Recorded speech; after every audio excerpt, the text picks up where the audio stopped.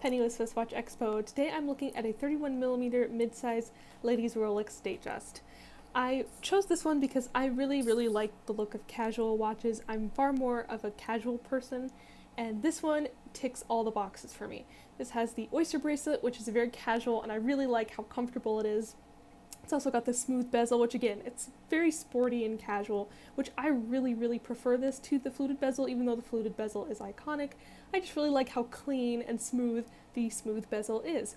It's also got the black dial, which I think is a perfect everyday casual watch. It's incredibly readable, it's very versatile, especially if you love wearing black. And it just is a great all-around looking piece. I also really love the simplicity of the stick markers, but I like that the printed details for the minute markers add a little bit more interest to the dial. This piece is just perfect for someone like me who loves a more casual piece and doesn't really want their watch to be too flashy, just something that they can use to tell the time.